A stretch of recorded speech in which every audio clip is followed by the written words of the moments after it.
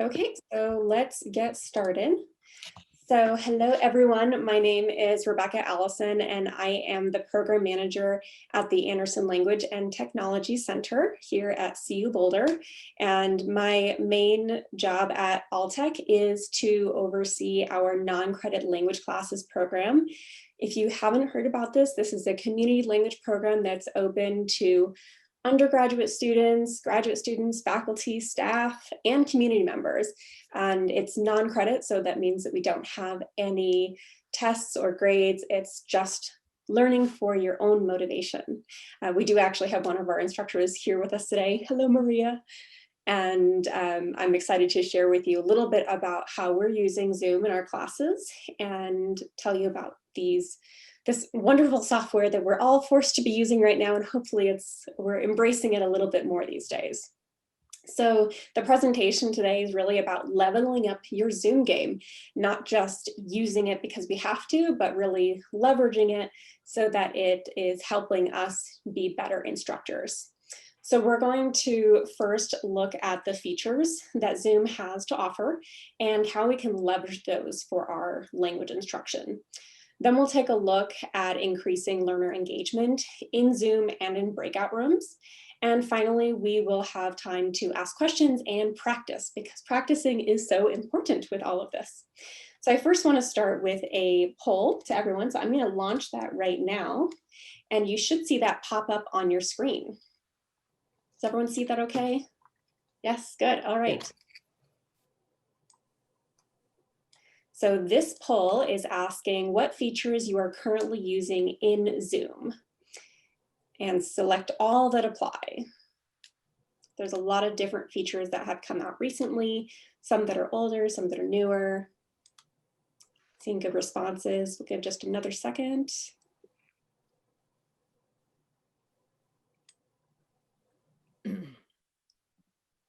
Great. Okay, so I'm going to end the poll. And I'm going to share it with everyone so that we can kind of take a look at what we're seeing. So everyone's using chat. Awesome. Good job. Screen share is next on our list. Awesome. Breakout rooms. Very nice. And then we've got limited use of the other options. So whiteboard, annotation, polls. Okay, reporting, aha. So I'm excited to share with you what reporting is all about so that you know what you can actually use with that tool. So we're going to go through all of these different features, and hopefully you'll be inspired to try out one of them in your next class. In my email, I had mentioned about settings and updating your app. So there's actually 3 places to adjust your settings, and I wanted to just talk about those 3 very quickly. The first, for the people who are on the CU Boulder campus, you would go to cuboulder.zoom.us, and in this browser location, you would be able to enable your features. So let's say you want to turn on the ability to use virtual backgrounds, or set it so that all participants join with their camera enabled. Those are things that you can set in the browser for all of your meetings. The second place to adjust settings is when you schedule a meeting. And this can be done either in your browser or in the desktop client or app that you've downloaded. And then the third place to change settings is actually in that desktop app. And this, you would log in with the SSO and the CU Boulder domain. If you have questions about that, I can certainly help you with that piece. So before we continue, I wanted to do a second poll, and this is all about how you are using your settings and how you are creating meetings. So I'm going to launch this poll. All right, and the first question is asking about your knowledge of these settings. Do you know that you can adjust settings in these 3 places? And select all that apply. And you'll see that there is a second question as well. And this is asking how you use Zoom for your teaching and your office hours, if you're using your personal meeting room or if you're scheduling a meeting. So whenever you're ready, go ahead and answer those poll questions. All right, that's exciting. Most people are using at least one of the setting options. That's great. And we've got a mix of personal meeting rooms and separate meetings. Okay. Let's take another second to reply. Awesome. Okay, so everyone can see we have a mix of people using different places to adjust settings. So turning off features in the browser, we've got a few people doing that. Okay, so we'll talk about what actually is there. And then when you're scheduling meetings online or in your app, we've got a few people doing that. And then in the actual app itself, just one person. So we are going to talk about that one as well. What is there? And we'll get more information very soon.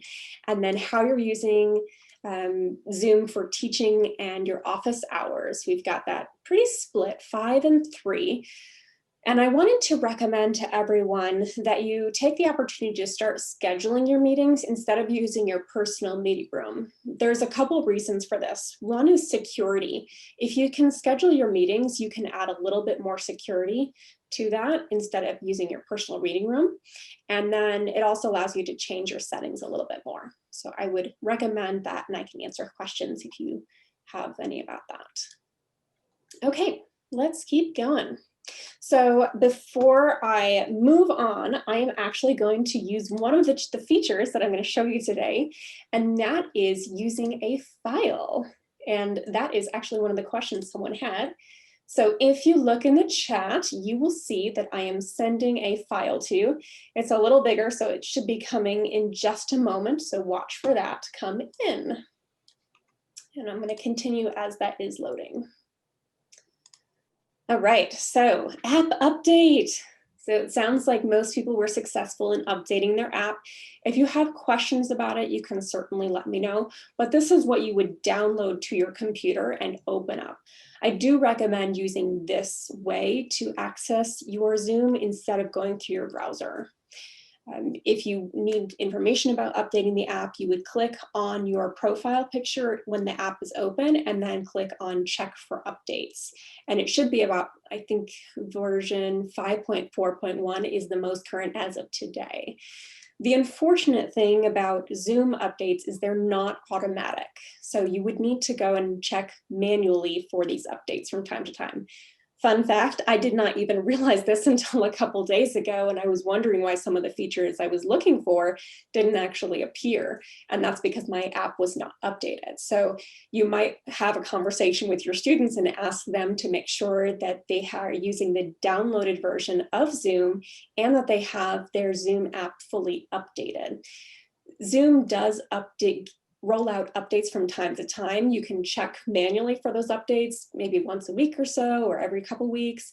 They do occasionally notify you if there is a larger update that's a security release, for example. And I think that's coming soon, so look for that sometime in November, that they might force people to update for security purposes. Any questions about the app update before we continue and dive into features? We're all good. Lori, did you have a question?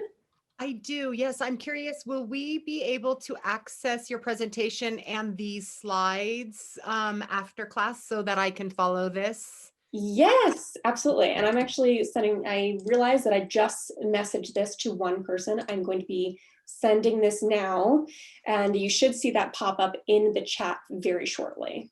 Thank you. And what I wanted to mention is actually all of the pieces in this presentation that are underlined are direct links. So let's say you had questions about the app update or the useful reports.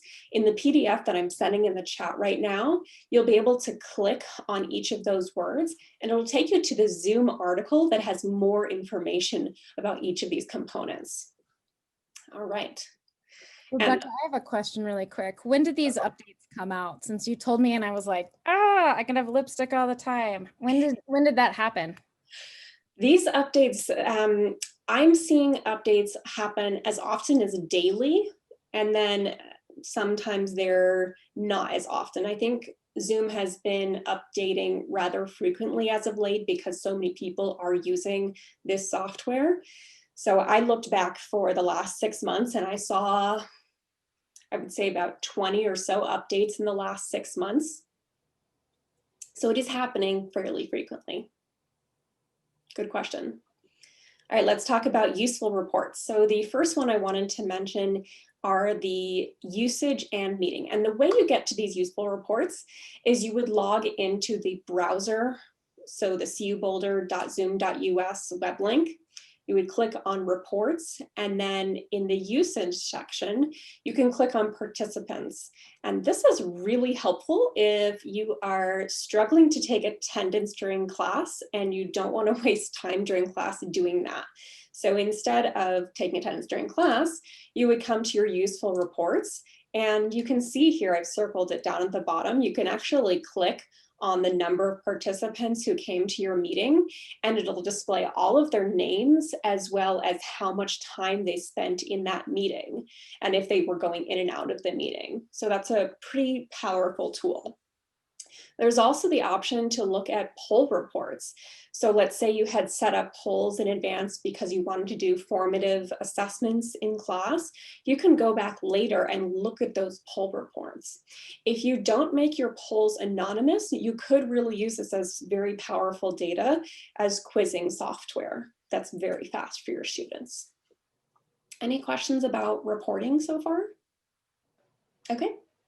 And I do see that there are quite a few questions in the chat.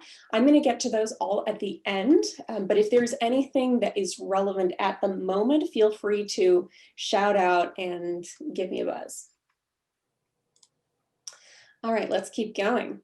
So let's talk about features. So this is the first place where you can change things. So that was at cuboulder.zoom.us. When you log in to this web link in your web browser, the first thing I want to call out is there's an option actually to change your language. There are currently 12 languages available, and this is in your profile on Zoom.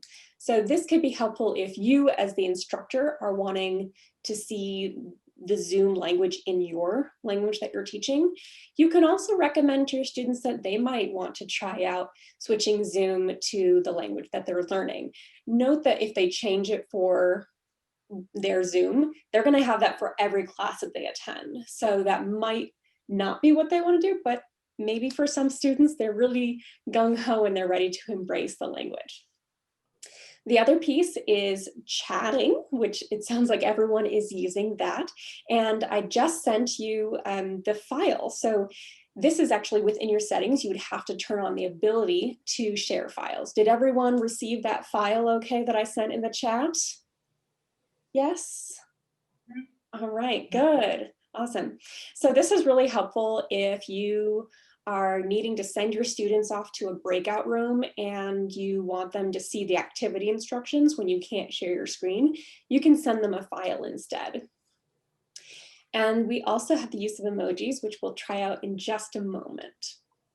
Of course, where there's polling, which we've tried out, this is very helpful, again, if you want to do any formative assessments during class, getting those quick questions out. You could have it set up where you write a sentence in the language and leave out the verb, and then you give them 4 options of which is the right verb, and you get your very quick assessment out to see what is the correct verb for that sentence. We also have reactions. This is a new feature, and I want everyone to go and see if they can try a reaction. Give yourself a thumbs up if you're excited about all these Zoom features. Oh, yes, very good. I love it. And then there's also nonverbal feedback. Nonverbal feedback is a pretty cool tool, and this is located in the participants section. So I want everyone to open up the participants piece on their Zoom application. So you can find participants next to where you open chat. And you'll see that I have enabled something called nonverbal feedback. With nonverbal feedback, you are able to mark next to your name anything you want. So let's try it out. And I want everyone to tell me to go slower. Try it out. Oh, I love it. Perfect. Good job. Everyone's doing it. Welcome, welcome. Good job. All right, so we're gonna try out an activity. Oh, go ahead, Lori. So sorry, where do we find the? Yeah, Yes. So remember you saw chat at the bottom of your your Zoom. And then do you see that participants next to it? Oh yeah, okay. Yeah, so click on participants, Huh? and then you should see some options there. Okay. Oh, okay, right. And I click on myself to use those, or I don't have to? Nope, you can just click on any of those. Yes, no, go slower. Perfect. Yep, you're using it right. Exactly. And then everyone can see who's using which option. Great. So this is an awesome tool if you have students presenting or you're presenting and you need someone to get attention, you want them to go faster, yes, no answers. This is a very simple thing to use. So we're going to actually try it out. So I want everyone to use their emoji prowess. So we're going to go into the chat. All right, so click into the chat box. And then at the top of your screen, I want you to hit edit. And then at the bottom of the edit, you're going to see emoji and symbols. Click on that. And I want you to pick a flag. So you're going to go and scroll down to where all the flags are. And I want you to pick a flag, a country flag of the country where your language that you're teaching is spoken. So go ahead and pick one of those flags. Oh, I need help. I'm sorry. Yeah, I am in Yeah, chat, no but I don't problem. know where to go. No problem. So we're going to go into chat, click on chat, and then at the very top of your screen, you will see an edit button. Okay. Does everyone see the edit? And feel free to unmute yourself at any time. What if someone's not on a Mac? Would they have an edit there? You should have an edit button. Okay. Yeah, I don't have one. That's within the chat box. You click on chat, and then this is actually in the Zoom application at the top. You would click edit and then find the emoji button. Okay. And Irma, it is because you're using a phone that you might not have that option available to you. Mhm. Good question. Okay, we're going to skip it and keep going, and we'll go and try and revisit it later. Sound good? Okay, but at least you know where the participants tool is and the nonverbal feedback. That is something that you would enable in your feature settings if you wanted to use this during class. And you can certainly lower your hand, you can ask the person to go slower, and then you can turn those features back off when you're done using them. So you can go ahead and clear your setting if you've used that. All right, let's keep going. So we do have a question, Rebecca, from Hosam, said maybe it could be for admin only. And so that's a question. Yeah, that could be. I'm going to try this out again. So we're going to see if we can figure out why this isn't working for everyone.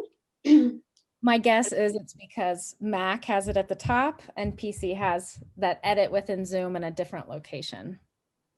It could be. Oh, I just found it. Oh, Where is it? Where is it, Lori? So yeah, I was just being stupid. Like you said, it's up in the browser, right? Zoom.us, and that it says meeting view edit. I am on a Mac and I just found it. I was just being clueless. So thank you. no problem. All right, let's keep going just for time's sake. All right, so then also you have the option to turn on a couple other features. So the first one is screen share.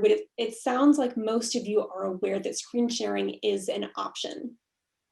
So with screen sharing, there are a lot of different ways that you can share your content. You can, of course, share your entire desktop, but I would suggest that you try out sharing just one window. Sharing your entire desktop can be problematic if you have, for example, your grading roster up and you don't want students to see that. It can cause accidents. So I would suggest instead using just one window when you are sharing your screen. So you can choose that. The other option is, of course, a whiteboard, and we'll get to practice that in just a second. And then there's also the option to share external devices. So let's say you have a really cool language app on your phone and you wanted students to be able to see that with you and practice it with you. You can certainly connect your phone and share that via Zoom. You also have the option to share your computer sound. So let's say you are watching a YouTube video and you want your students to be able to hear what you're hearing, you would select that, share computer sound. A new tool that's come out, this is under the Advanced tab, is to have slides as a virtual background. So let's say you have a PowerPoint presentation and you wanted to be able to point to your PowerPoint presentation just like you would in class. You can upload your PowerPoint presentation as your virtual background, and then you can point to it, which is pretty neat. You can also choose to have a portion of your screen. So maybe there's just one section of that one window you want your students to see. You can do that. You can also choose to have just your sound available, and you can even connect to a second camera. So let's say you have a document camera. If you've gotten that peripheral from CU Boulder OIT, that's something that you could consider as well. And then another tool that's just come out is allowing participants to share simultaneously.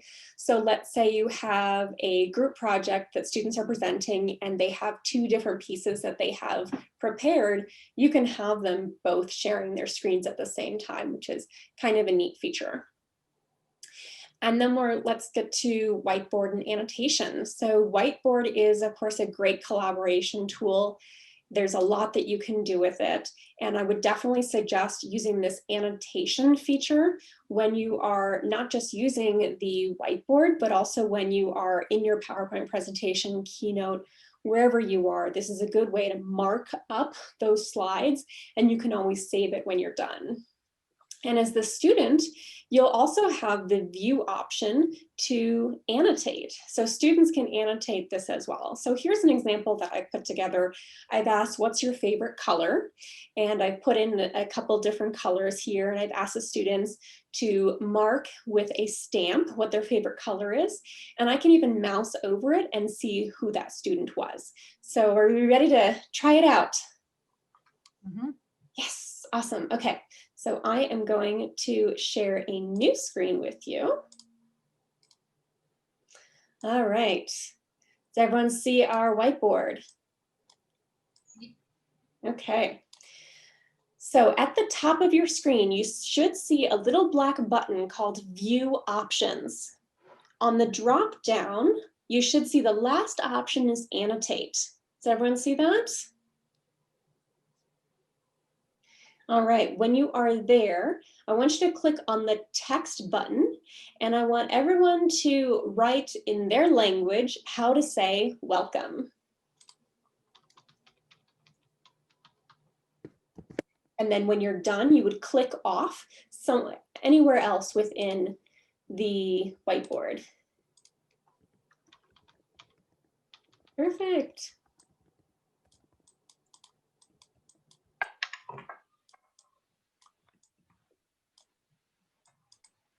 And you can use the select tool to move your word around.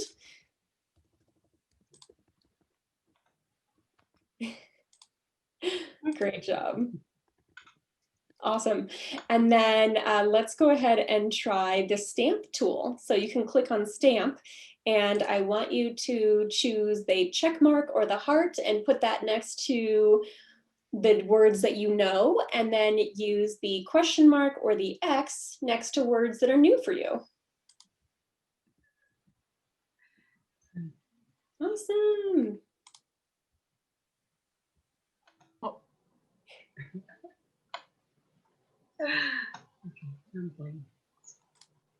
So it can get a little messy and unruly, but this is part of the fun, I think. So I have a question. I'm sorry. Please. I don't see, so I typed my words in, but I don't see them, and I don't see anyone's stuff coming through. Is that weird? No, I'm the same, Lori. Okay. Yeah. Do you see that the annotation bar is stuck on draw for you? Perhaps it's, oh, I see what, I'm not sure. I don't see that it's stuck on it. My board's just white still. Yep. Me Have too, you Lori, chosen a me different too. color in the format? So I typed in like bienvenido, and then when I moved out of the box, it disappeared. Same. I Mine know. did too. And we tested this earlier, Rebecca, so that's weird. That is weird. Yeah. We were playing around. Can we start a new one? Yeah, let's try this out again at the end and see if we can work through some of these issues that you're finding. It also looks really skinny versus last time we did it, it was thicker. Yeah. So I think maybe there's a different whiteboard in there or something. Yes. Yes, indeed. Yeah. Okay, well, you get the idea of how to use it. So great job. I'm going to go back and change the screen share. There we Okay. go. Now I see it.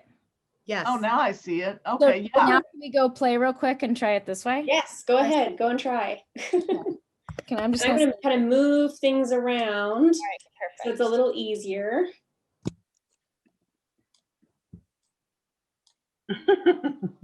There we go. We're going to move things. I'm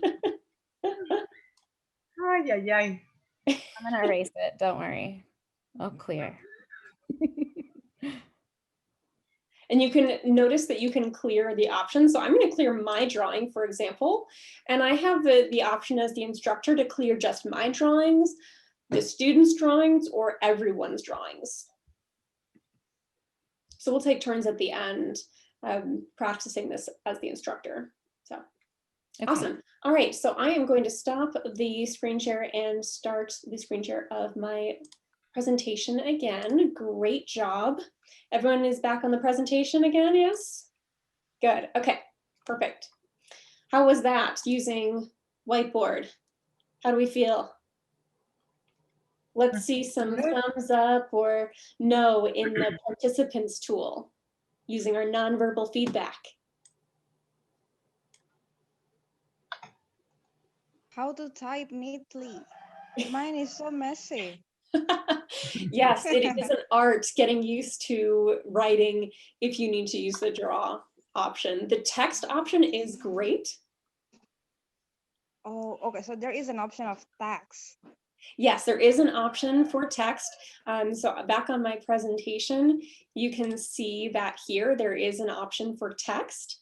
And I have checked it out. You can type in other scripts. So if you're... Or maybe it's because I'm not using a laptop. There might be That the could be. reason why I don't have the full things. Correct. Yeah, on a cell phone, it's going to be a little bit different.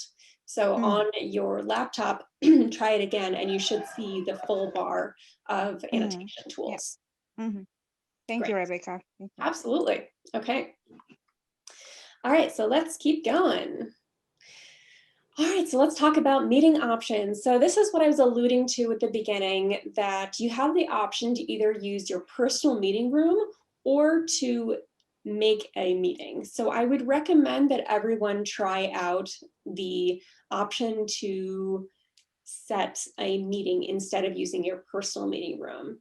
When you create a meeting, you'll have a lot of different options. You'll have the opportunity to set it as recurring. So we know that our classes don't just happen once, they happen more than once. You can set that to recur Monday, Wednesday, Friday at 9 a.m. Make your life a little easier. You can also change the security. Let's say you want to have a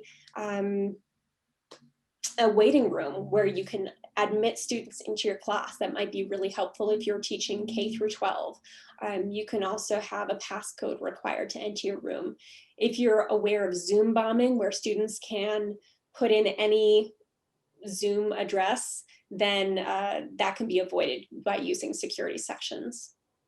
You can also set it to automatically record. So for example, here today we are recording and I don't have to worry about it. It's just going to automatically record, and I'm recording to the cloud, which means that it's going to email me a link when it's done processing, so I don't have to worry about it using my computer bandwidth.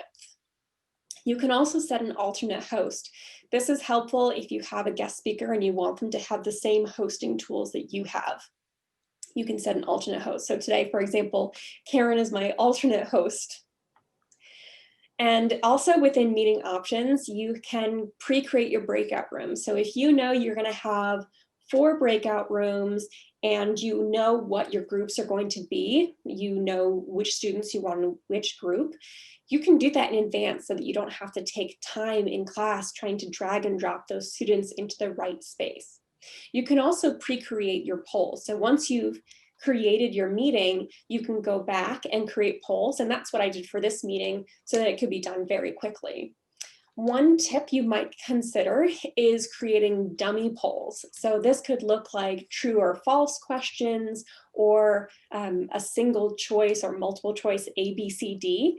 And then you can use a formative assessment for anything right on the spot. So let's say you have a vocabulary question and you have the word, or you use your emoji, right? You use your emoji in class and you put in a pair, and then you write in the whiteboard the 4 different options of what is this word. And then you have your poll that's just having A, B, C, D, and they can choose which one is the right answer.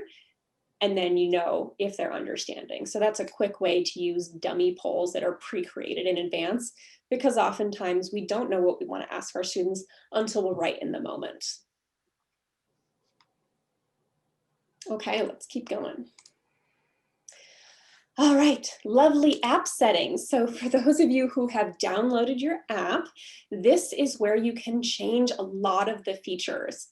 So the first thing I wanted to highlight is that you can actually enhance your video and audio. So if you're in your app right now and you are at the bottom of your app, you'll be able to see a video button. And next to that video button, there's a little up arrow, a little caret. And if you click on that, you'll find that you can open your settings. And that's how you get to all of this. So for example, in the video settings, you can choose to touch up your appearance, make the lines on your face magically disappear. You can adjust for low light. You can decide to always display your participant names. This is super helpful on the first days of class when you're trying to get to know your students, or if you're in a meeting where there's a lot of new people that you don't know. You can also have the optimization of video quality. So that's in the advanced features. And this allows you to, for example, denoise your video settings. One thing that I thought was pretty cool is I didn't know that Zoom is now allowing you to see up to 49 participants in one setting. I know that we're not typically having classes that big, but if you're attending meetings that are larger, this can allow you to see more people at once. Also in the audio settings, you can have your audio suppress background noise, which is really helpful for you and for your students. Another thing within those app settings is the video piece. So you can change your background and your filters. And one of the things that I discovered that was really cool is you can actually take a presentation that you've created and have that as your virtual background. So here's an example of emotions. When you're teaching emotions and you say, I am happy, I am tired, and you point to one of the pictures and your students can guess, oh, that's that one, right? And you can also have filters and effects. So this is a pretty cool thing. So let's say you're doing storytelling and you want students to really have fun with these options. You can have them try on different hats and costumes, and you can even touch up your appearance. So if you want to be fancy, you can decide, I'm going to have a beard today, or I'm going to have really cool eyebrows, or I'm going to wear lipstick to class. So that's all in the effects. So those are pretty cool features. And I'm going to stop my sharing my screen for just a second so that we can play around with these. Okay. All right, so everyone, if you want, go to where it says stop video and click on the little up arrow, and you're going to click on video settings. And their video settings, you're going to go to the background and filters. And I'm going to add on a background to myself, and I can start pointing to things that I want my students to see. I can use a virtual background if I want to be in a different place. You notice that it's not perfect, so you can see with your hands that things aren't always perfect. So just keep that in mind, that it's not a perfect science. And then there's also video filters. So let's give it a go. If you have this option enabled, I'm going to give it a go and show you. Let's see. There we go. I've got roses now. And I'm going to take off my background so you can see what that kind of looks like. So it moves with me. So it's kind of like Snapchat filters on your phone. This is a pretty cool tool for students to use. You're getting Halloween ready. You can have some fun things happening. Does everyone see those features? Lori, awesome, good job. Andrea, great work. Pilar, I love it. Fantastic. If you don't see all of those features, that's okay. This is something that you would turn on within your settings on Zoom, and then you would go into your app and additionally change those pieces. So we can talk about that later if you have questions. So I want to take a second and ask you, how could you see this applied in your language class? What ideas do you have? Vocabulary. Nice. Yes. What else? It helps get them on video as opposed to passive. So they'll actually show their face. Absolutely. Any other ideas of how you could use these? One student could describe the other student, right, in third person and explain sort of, right, how they're dressed or what they look like. Yeah, absolutely. There's a lot of applications with these. It can be really fun. You know, when we're in Zoom land, we need to have the opportunity to embrace this and have fun and get out of our comfort zones. And this can be a cool way for students to have a little joy and fun in their life. Awesome. All right, I'm going to go back to sharing my screen again with you. Okay. All right, let's keep going. So let's talk about the different views that we have in Zoom. So the first thing that I want to talk about is the speaker versus gallery view. Okay, so I am going to stop my screen again, and I want everyone to practice this speaker versus gallery view. So I'm going to stop sharing for just a second. Okay, and I want everyone to practice going between speaker and gallery view. Up in your top right corner, you should see a view button, and you can switch between speaker and gallery. Speaker is when you're highlighting the main person who's talking, so it should just be me. And then if you click on gallery, that's everyone in the class. Is everyone able to switch between those two? Give me a thumbs up in the participants chat, in the participants tool. Awesome, great. Okay, perfect. So there's difference between the speaker and gallery view. Okay, so I'm going to resume my share. And the next tool I want to show you is pinning and spotlighting. Pinning and spotlighting are ways to force the view for different people. So pinning and spotlighting is applicable when you are in the speaker mode. So in the speaker mode, again, it's only going to highlight the person who's speaking. If, let's say, you have two students presenting at the same time, you want to see just those two students, you as the instructor can click on their video. You'll see these three little dots on their video, and you can choose to pin. Now, because I'm using a second screen, I have the option to pin to either one of my screens. Okay, so you can pin your students, and then you would just see those two students highlighted. The other option is spotlighting. You can think of spotlighting as pinning for everyone else. So let's say you wanted to force pin those two students for all of your class. Let's say Henry and James are going to be presenting. You can spotlight them for those people. These are great tools, especially for accessibility. So let's say you have a student with hearing loss and they want to make sure that they can see you speaking, but also the interpreter speaking or another person speaking. They can pin for themselves 2 or more people, up to 9 people at the same time. This is also really helpful if you have a guest speaker or multiple speakers. Any questions about pinning or spotlighting? So Rebecca, I do. Yeah. One of the issues that I keep seeing for faculty and for having students is whenever we're doing Zoom classes is a privacy issue. And whenever we, if you pin a student and if they don't, if they don't want to be pinned or they don't have themselves visible, I mean, how do we handle that kind of a situation? That's a good question. I am not sure I know the answer to that. Let's revisit it again at the end of the presentation. And I'll be thinking about it. Okay, thank you. Yeah, absolutely. Okay. And you'll also see on the options when you click on your student's video, you can make them a host or even a co-host. So this is helpful if you didn't designate that person as the host at the beginning when you were setting up your meeting and you wanted to make them temporarily the co-host for the meeting, you can give them all of those meeting controls. So that's kind of a cool tool. The other new feature that is really brand new is the idea of a seating chart. And this is helpful if you wanted to have all of your students in a specific view. So let's say you wanted to see them all in alphabetical order. You can drag and drop their views when you're in gallery view and change them around.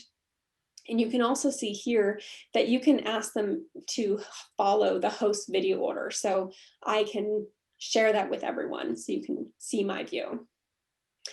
Another option to see more people when sharing, I know this is difficult for instructors, is if you have dual monitors. Zoom recently released this, you can use dual monitors. So that's what I'm doing right now. I've got my presentation on one screen, and then I've got all my other stuff on this other screen. And so I can see you over here, and I can see my presentation here, which makes it very easy for me to keep tabs on my students.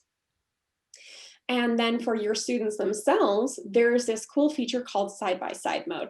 So if you click up in your view options right now, let's test it out. You should be able to see side-by-side mode. And in that side-by-side mode, if you have it selected, you'll see a bar that separates the people on one side, and then you'll see the presentation on the other side. And there's a bar that you can drag, and it allows you to make that presentation bigger or smaller, as well as see everyone at the same time. I found this particularly helpful when I was starting to learn ASL this summer, and I needed to see all of the people in the class at the same time, as well as the teacher's presentation. So that's a really cool feature that you can tell your students about if they don't already know. Again, when you open this presentation afterward, you'll be able to click on these links and you can find out more information about how to do these things. So I'm going to stop my share for a second, and I want everyone to try it out. So go ahead and try pinning a couple people and see if you can do that. So go into gallery view. So change yourself to gallery view, and I want you to give it a try to pin some people. And let's all take each other off of mute and say a few words, and we'll see how it works. So I have a question. I pinned Kelly. But I can't pin anybody else. I have to replace the pin. Is that right? Sorry, Kelly. That's okay. But does that so we can only pin one person? No. You should be able to pin up to 9 people. Yeah, I Oh, tried with a you couple go users. add pin. Andrea, click add pin. Add pin? Hold on. All right, let me see. No, see, mine says either chat or replace pen. That's it. Have you updated your app? Well, I'm on my computer, and it updates on its own, but I may not have updated. So, okay. Thank you. Yes, why don't we can certainly do that later. And I'm happy to meet with you again if you wanted to retry some of those features. Rebecca. Appreciate it. Yeah. So a lot of these, you might not see it if you haven't updated the actual application. So again, you would need to download from your browser, download the Zoom application, and then update that Zoom application if you already have it downloaded. Got it. And then some of those features will become available. Okay. If you're still not seeing it after that, then we should have a conversation and see what we can do to help. Perfect. All right, and I'm going to demonstrate spotlighting. So I'm going to spotlight, let's say I'm going to spotlight Karen for everyone. Does everyone see Karen? Hi, Karen. All right, awesome. Okay. And I'm going to remove the spotlight from Karen. Perfect.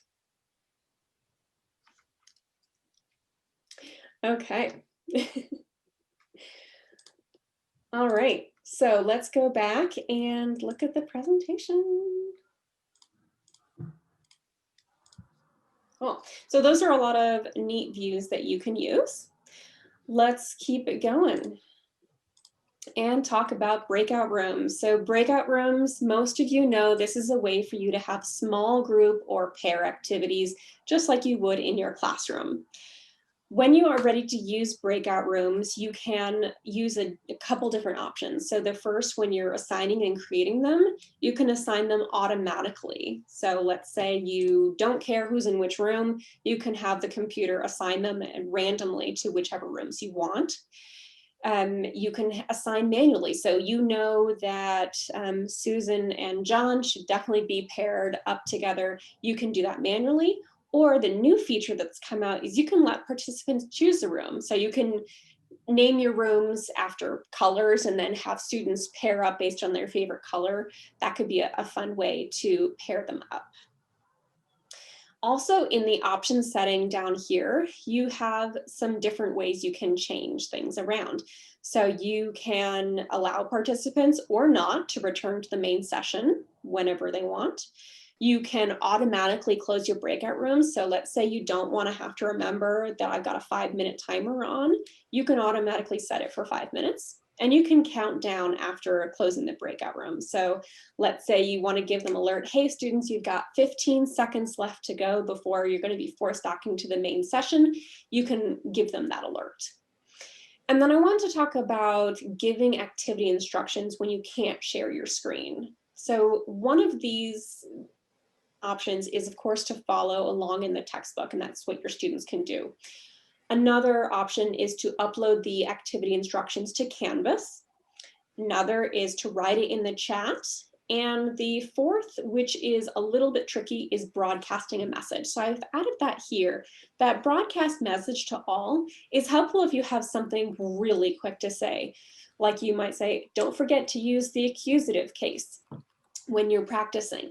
This is helpful, but do note that it disappears quickly. It'll show up on your student screen for maybe about 15 seconds and then it goes away again. So this is best used for very quick, simple activities. And I wanted to ask you, how do you assign activities when you're sending students to breakout rooms? What has worked well for you?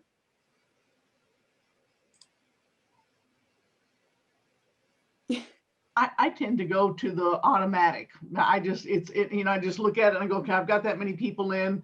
Because unless I pre-do it, like, you said, we can pre-select beforehand. It just seems easier to just randomly have them get assigned, because what worries me is sometimes the better students will go with the better students and then leave the students who may not be quite as advanced as they are behind. And I think that doesn't always do them a lot of good. Totally. Yeah, that's very helpful.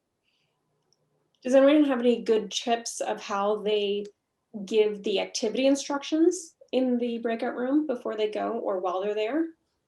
I create pictures and I put them into Canvas, and I have a can. It says breakout rooms, and I put the date.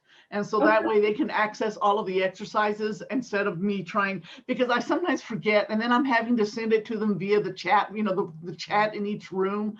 And yeah, and it works fine. My students are really very patient with me. They are so kind to me, let me tell you. That's awesome. That's great advice, Andrea. Thank you so much. Perfect. But I do have a question, Rebecca, about using breakout rooms and recording in breakout rooms. Whenever students do the recording in breakout rooms, is there any way that you can, make sure that they don't end up recording to their own computers, but rather to the Zoom that you're doing? That is a good question. I would love for you to put that in the chat. I and did. That might be something that I have to look up for you, and then I get back to you about that. Okay, thank you. Yeah, I'm not sure about that one. Okay.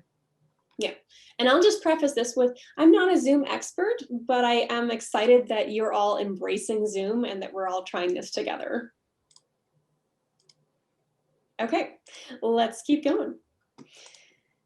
So talking about boosting student engagement. So I put a lot of ideas here about how you can consider boosting student engagement both within Zoom as a general tool as well as within those breakout rooms. So, you know, you might be doing things like show and tell, reflections, group discussions, interviews, creating games and puzzles.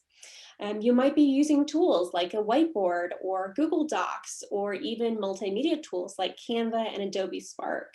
Hint, hint, if you haven't heard about those tools and you want to know more, you should go to our next workshop, which Karen is presenting with our lovely Edu from Spanish department. Yay.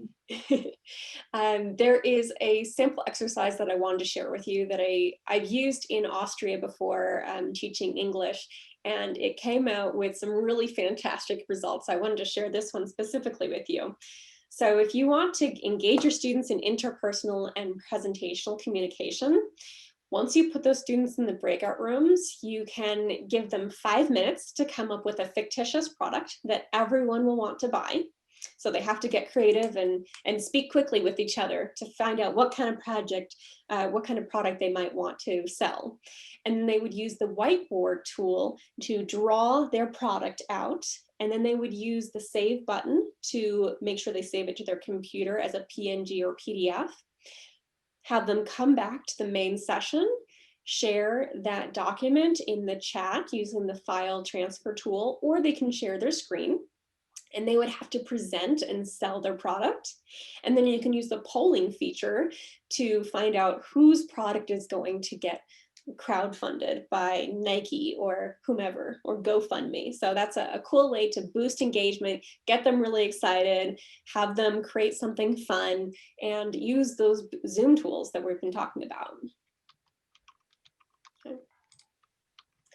So we're going to take some time to discuss things. I know we have about 6 minutes left in, or 4 minutes left in our meeting. So we're going to do this a little quicker than I had planned.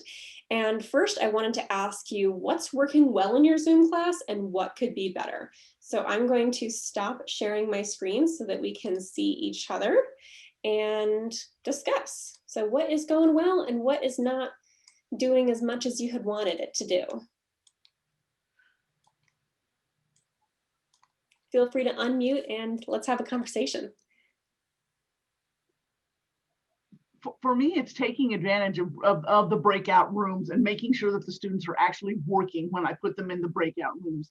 I'm trying, and I'm also trying not to force them to show their faces and such. I'm trying to respect that for them, and just allow them to see and do whatever they want and such. But I sometimes, so when you were giving those little examples before, I was like, oh, well, duh. Oh, thank you so much. Because that's really, it's the little things that you kind of don't think, you know, you're so worried about the technology end of it that sometimes you're like, oh, well, I did some extra, but a lot of the exercises are due, or, you know, let's work on these things, fill in the blanks, okay, do these conversations. But the conversations, I really would like to guide them a little bit more. And so if anybody has any ideas on how to, especially for my intermediate level, I really want them to do a better job conversing with each other. Thank you. Anyone else? What's working well? What are you struggling with? I was using Zoom for conversation English exchange. And now that I know that they're creating the rooms, Andrea, I don't want to lead them. I want the opposite. I want them to go and talk without me. But I think I have an idea. If I create these rooms based on different levels, I now can jump in and out of those rooms, I think, better and kind of make sure they're still talking. Okay. And that way, as the host, that's now how I'm going to organize it, and maybe let the students choose or have rooms based on themes or topic, like what are you doing this weekend, favorite food, something like that. Now I know I can switch it up instead of having it like so one way. One way. Okay. I like that, Karen. Thank you. Yeah. Awesome. Any others? Okay, so we're going to do a little breakout activity, and I am going to put in the chat a document, and I want you all to go to this document. So go in your chat and you should see a document.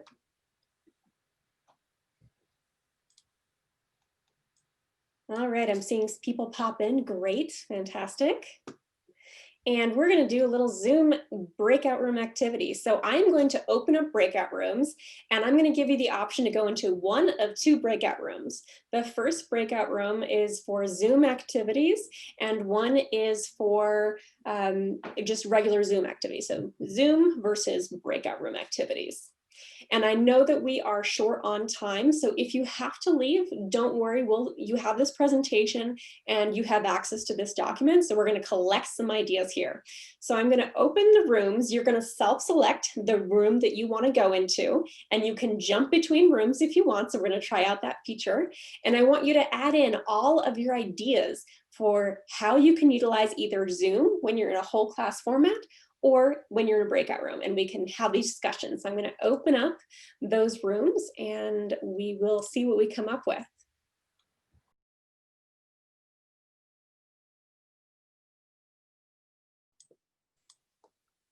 Welcome back. Everybody's happy. Did you see my message, my broadcast? Yeah. Nice. Quick little cute tool. Welcome back, welcome back.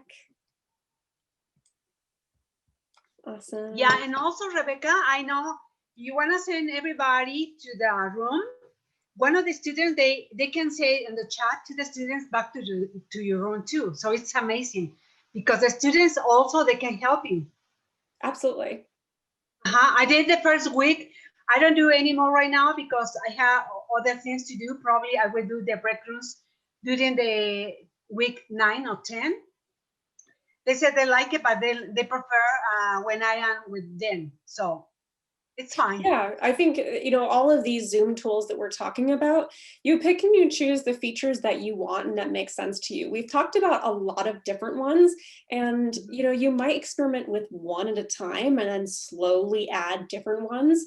I don't think it's realistic to use all of them in one class session, but you might choose and pick what makes sense for that day and which features you want your students to use. Yeah. Okay, so let's talk about your ideas. Did we have any revelations come up in these discussions about how we would use Zoom or in breakout rooms? And again, I know we're over time, so if anyone needs to go, that's fine. The biggest thing that I've realized is that I need to do a little bit more, not fun that they aren't going to be educational, but I need to do things that kind of help the students not just go like, oh, we're going into the breakout room again and we're going to have to write, And so I like some of the suggestions that came up there. I really found those a lot of fun. I especially like the idea of selling a product, creating a product and deciding how you're going to sell it. I like that a lot. Yeah, it gives them the opportunity to be super creative and fun right now when the world is just a little bit dark, and we can create some fun in their life. Alison, do you know, or Rebecca, I'm sorry again, do you know any games that we can play for? They can be anything, vocabulary, weather, whatever. But specifically, I would like to know more about what kind of games we can make for the students, because you can create a lot. I play bingo using my imagination, but I want to know how can I have, from where I can get good information about games. Yeah, no problem. So what I would suggest is that everyone continue to build out that document that I linked in the chat after we end the meeting, and put all your ideas there of how you're using Zoom, how you're using breakout rooms, so that we can collaborate with one another. One Zoom or even in-person class activity that I really like is to create a PowerPoint presentation, or however you want it, with 4 pictures on it. So you might have a picture of an apple, or let's say we're doing vocabulary as fruits. We have an apple, a banana, an orange, and a lemon. And you wanted to do the class activity in person. I would give them a fly swatter and have 2 students opposing, and they'd have to, swat this screen when they hear the word lemon. to the right picture. You can do that same game on Zoom. So you would have the presentation open and you would ask your students to use their annotation tool. So just like we were using that in the whiteboard, when you're using your presentation, you can have them use their annotation tool to stamp the correct picture, and you can have the first person who stamps the correct picture as your winner. So those are some fun ways that you can use those Zoom tools in an interactive capacity. Okay, thanks. Yeah, absolutely. Okay, we're going to go back to the presentation for just a moment. I'm going to share my screen. Okay. All right. So let's keep going. So we've talked a lot about activities that we like. And now that we're toward the end, I wanted to ask if there's any questions, and we also have time to practice. I'll be here for a while, so feel free to stick around if you want. I'm going to go through the chat now and see what questions have come up. So we can certainly do that piece. But if there's any questions that you have right away, I can answer those. I did want to address Andrea's question about security. When you do set up your settings for the meeting, you can restrict how students enter the class. You can have that waiting room. You can have passcodes. If you do set it to automatically record, note that the recording will only be of your main session. It will not record breakout room content. So it just— Well, it will though, Rebecca, if you give the student the permission to record. I see. Okay. Okay. Does that make sense? And and I've done that before. Got it. And so when I wanted to see, I wanted to kind of hear how they're doing with their question and answer. And it's all low stakes. I mean, there's nothing high stakes about breakout rooms for me. Sure. But you can. But I just wanted to know if there was a way that I could restrict that the recording does not go to the student, because then it doesn't do me any good if the student has the recording. And Right. so you can do it, but you just have to give the student permission to record. Yes, that is correct. Yeah, you can do that. I was talking about the main session. Okay, yeah. Yeah, okay, perfect. Awesome. So I'm going to kind of go through the chat and see what questions we have. So let's see. First one, want to use the whiteboard feature, but I don't seem to find that user friendly. So Lori, can you tell me a little bit more about the issues that you've been having with the whiteboard? I think she had to leave. Okay, yes, that is correct. And I will try and send an email with some answers to some of these. All right, Andrea, we've got monitoring breakout rooms quicker than I seem to be doing it. That's a really great question.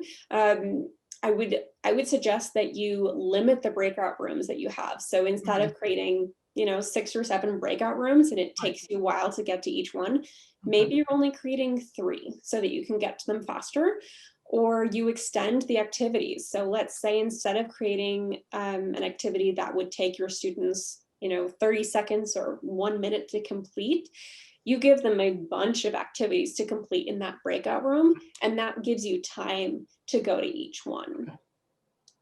Does that help at all? Yep. Okay. Zoom updates, new features come out every so often. Allison had a question. Is there a way to admit participants to a meeting without the host admitting them one by one?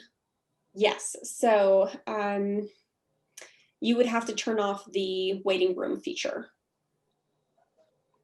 Okay. Yeah, so you would get rid of the waiting room feature, and then you wouldn't have to admit them anymore. That is a security piece you can choose to have or not. Lori had a question. Quizlet would be able to play Quizlet live with groups in breakout rooms. I don't know the answer to that question. I'm sure that you can share your screen with everyone seeing Quizlet. And there is an option within Zoom to allow remote control. So I wonder if remote control could be an option for you with Quizlet and playing Quizlet. Otherwise, you would have to have, one student being the person who's controlling. Okay. Okay, another question. What are rooms? Rooms are breakout rooms. They split up rooms, students into different groups and pair them up, just like we practiced. Mhm. Okay, another question. Do we have the slides? Everyone should have received that in the chat, but I will email everyone as well so that you have all of these. And again, they have clickable links. So anything that's underlined, you'll be able to click on that and learn more. Okay. Difference between Zoom app and the Zoom Room app and the Zoom Cloud Meeting app. Whew. Yes, there are a lot of different Zoom applications out there. Zoom Room is something totally different. So a Zoom Room, from what I've seen, is when you actually are having a conference room of people physically in one space, and you're using Bluetooth technology or wireless technology so that people can have your Zoom presentation on their device at the same time. So Zoom Rooms is not what we're doing. No. So that's completely different. Okay. Updates to the account. Does it matter if you have a pro account? Yes. So if you are with CU Boulder, you do have a pro account as a faculty member. Okay. Other questions? Let's see. All right, virtual backgrounds. So virtual backgrounds are, again, if you click your video section, you should see a little up arrow and you can click on settings, and then you can toggle to the video section and then the virtual background section. If you're not seeing that, you might have to go into your web browser, log into cuboulder.zoom.us and turn on that particular setting for virtual background and for the filters. Okay.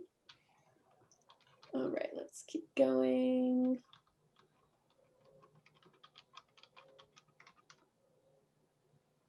Andrew, I think we answered your question about breakout rooms, but if you have additional questions, I'm happy to answer You're those. good. Thank you. Okay, perfect. Polls. Do you have to do them beforehand? No, you can do them simultaneously. So for example, I could hit the polling button now and add more polls. It would take me to my web browser. That's the only place that you can create those polls. So just have that in mind. It would ask you to edit them there. So, but it is helpful if you can create some dummy ones, as I recommended, where you just have A, B, C, D as the answers, and then you can put in your whiteboard or in the chat saying A is apple, B is orange, and then you have your students say, okay, show a picture of an apple and say, which one is it? And then they can click A or B, and then you have your answer if students are understanding. So those are ways to have polls pre-created in advance, and you can use them for anything on the spot. All right. I see that we're excited about breakout rooms, annotation, showing videos. Fantastic. All right, Kelly, you're excited. You've got some ideas. Very good. Awesome, awesome, awesome. Okay, we've got a question about how to use polls. Yeah, so what question can I answer for you, Hosam, about polls? Yes, you're still here. Just want to make sure. Go ahead. Yeah, something quickly, like, because I joined like 10 minutes late. I was trying to figure out how to log on. No problem. So I don't know if I missed it, sorry, you know, but if you can, like the last 5 minutes, you know. Yeah, sure. Just so, quickly, if you. Yeah, so polls are a great tool.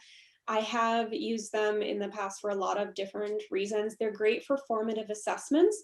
If you are scheduling meetings, then you can, once you've scheduled the meeting, you can go back into your browser and you can add those polls in advance.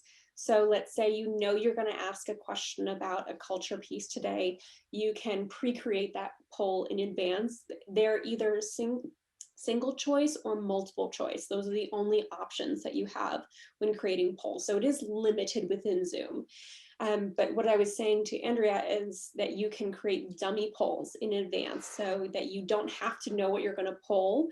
If you say you want to have a formative assessment on the spot to see if students are understanding your grammar point, you can write in the chat a sentence and leave out the verb And then your poll, which is created in advance, can just be A, B, C, D. And then in the chat, you can write A is this verb form, B is this verb form, C is this verb, and then D is this verb form. And then your students can take the poll and you can see right away in real time if they're understanding it. So it's a good way to get that feedback for yourself and see if students are understanding. Because it's an anonymous piece, your students don't feel the pressure of, oof, am I going to get this wrong? Am I going to be embarrassed? So I really like that feature. And this is, something that you can't do in the classroom. So here's a really great reason why we should be teaching virtually. Does that answer your question?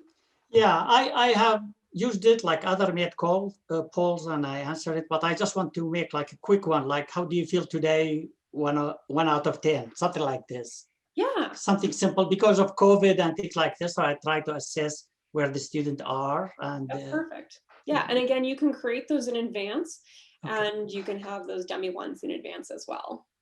And there's a lot of different reasons to use polls. And I love the checking in piece with students. Perfect. And then you also had a question about privacy. Yep, announcing when you are recording, that is really helpful. This recording today, we will be seeing how we're going to be using it. It's not necessarily going to be posted online, and if we do, then just certain sections of it will be posted online. The question and answer section probably would not be included. Okay. Other questions about security. So Irma, you had a question about security. You can do this all within the meeting settings. So I strongly urge you to schedule your meetings and not just use your personal meeting ID. If you don't know how to do this, it's linked within the presentation. I'm also happy to meet with you to talk more about that. One of the easiest things is to set up a passcode. And that essentially is the easiest thing you can do to protect yourself from Zoom bombing. Zoom bombing is when someone takes that 9 or 10 digit code and they're randomly typing in numbers to try and join a meeting. And if you have a passcode, then that person wouldn't be able to get into your meeting. Another way to have security is a waiting room. Waiting rooms are a little bit tricky because you do have to admit the students one by one as they come into your room. So this can be a little distracting, especially if students have poor internet quality and they're jumping in and out of the meeting. So the passcode is probably your easiest way to add security without the burden. Okay. How do you have your slides as your, Irma, go ahead. Yes. About the Zoom bombing, my point is whether the students or people can spread that automatically, or like they're doing something, they're sending the link or whatever, or it just happen automatically, like randomly. Thank you. Yeah, that's a great question. So Zoom bombing can happen in a couple ways. So what I would not expect is that your students would share the link with a friend. What is more likely to happen that's malicious is if, let's say, someone on the internet is trying to Zoom bomb and get into different classes, they can essentially pick a number at random, a 10-digit number, and type it into join meeting, and they can join your meeting if you don't have any permissions set up. So the passcode is the easiest way to avoid that happening. Yeah. If you want to avoid, you can lock it down even further, so you can use the waiting room. Another option is to force registration. So that would mean that your students have to be registered with your university in order to get into your Zoom meeting.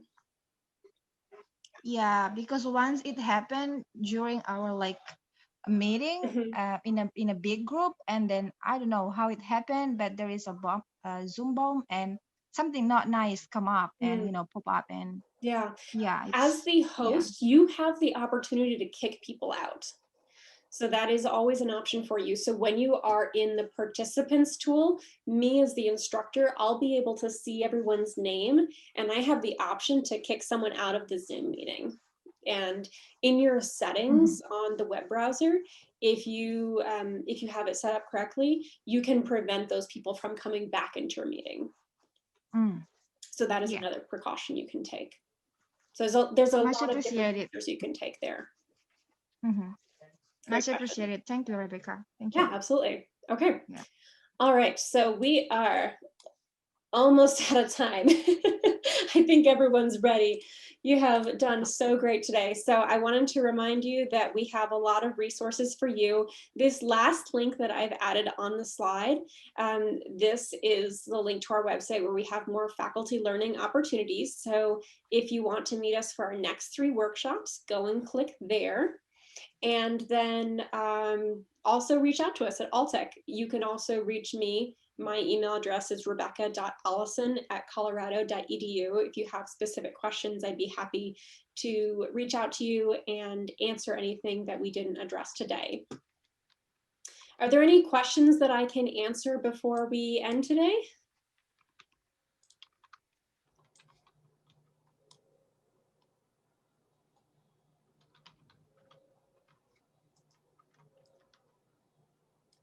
Awesome. I think I'm All pretty right. good. Thank you so much, Rebecca. Okay, I everyone, really thank you so much for appreciate this. coming. I appreciate it. Irma, Diane, thanks so much for joining us from Indonesia. That's fantastic. I'm so glad that you were able to come and join us at 5 a.m. in the morning. Exactly. Thank you so much. Bye-bye. Yeah. All right. Bye-bye, everyone. Thank you. Thank you.